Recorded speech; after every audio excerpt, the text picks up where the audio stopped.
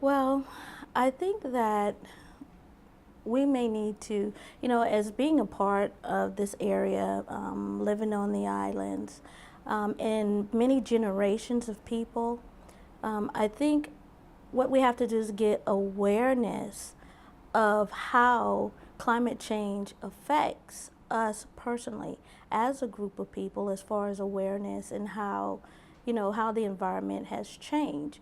Because over generations and time, a lot of our, within our culture, a lot of things are passed down from generation to generation that we kind of stick to, per se.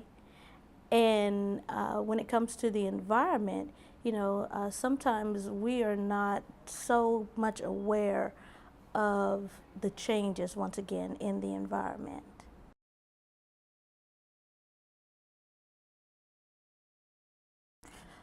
Well, as a group of Gullah, within the Gullah culture, the other thing is the Gullah culture was created simply because of isolation on the islands. And so therefore, when I say awareness, it's about allowing others to come in and be able to have engaging conversations with others about climate changes. So that, and if you, how can I say this? I guess to say, so that you can, once again, be more aware of the situation that is at hand.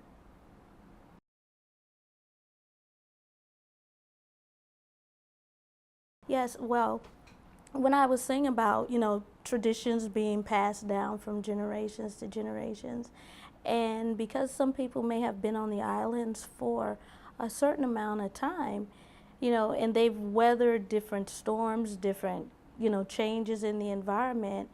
And so sometimes they're a little bit hesitant because they don't know the changes in the climate, within the climate itself.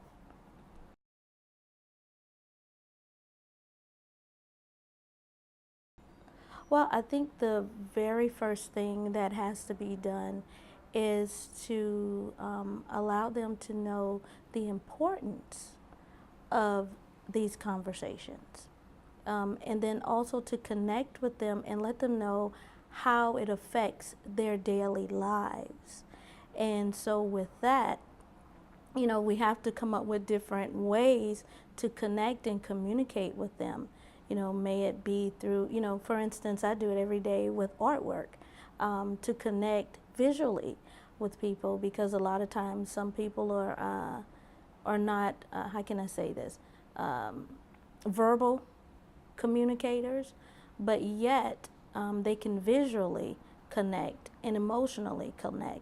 But like I said, you have to show them how it's beneficial to them and what is it going to do to help them in the situation that they're in.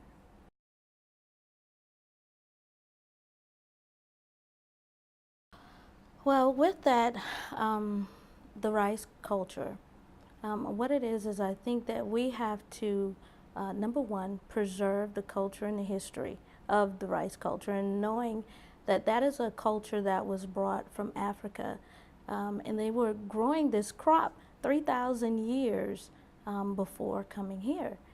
And so I says we have to show that all of the wealth, and it's amazing, Carolina Gold, because that's exactly what rice was. It was Carolina Gold, but also the people, because the people of the gullah-geechee community, they possess the skills. They came from West Africa. They possess the skills and the intelligence to maneuver thousands and thousands of land and create these dams and canals that help, that gave the intelligence to make this crop work here in the United States.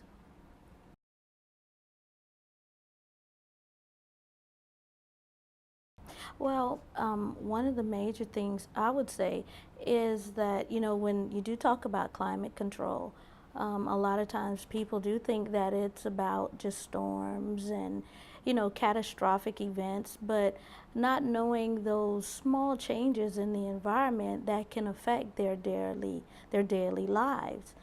And so culturally, we need to be more aware of that. You know, you still have people here who farm, people who, you know, fishing and shrimping and, you know, all the things culturally that helps them to provide for their families.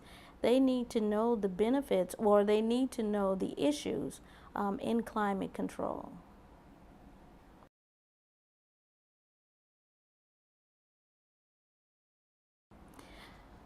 What brought me to American Gullah is actually learning more about who I am as a person of gullah-geechee descent. Knowing more about my culture, knowing more about my heritage, and it allows for me to reconnect with my ancestors.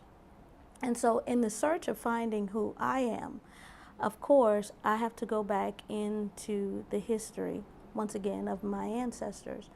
And one of the major things is being from possibly West Africa, or as they call the Windward Coast. And so by doing that, as I was creating that painting, I put myself in the place of those people, my ancestors, or connect with my ancestors. And I realized that in order for them to do what they did, to move thousands and thousands and thousands of acres of land, and in the conditions in which they lived in, it inspired me to use that piece to not only give honor to them, but as a remembrance for me that I come from a group of people who were intelligent, who were creative, who knew how to persevere, who was strong. And so while I was creating that piece, all of those emotions, all of those feelings, and then all of the history and the culture and the ways that I grew up came out in that piece.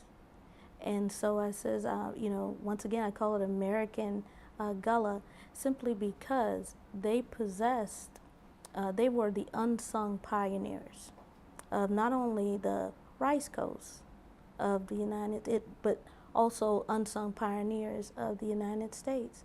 And so therefore, when you look at the piece, you may not see any facial features or faint facial features, which was actually not intentional. It just came out that way. But when you look at them, you can still see part of Africa within them. And I remember reading a quote by Booker T. Washington about when he came to Penn Center here on St. Helena Island.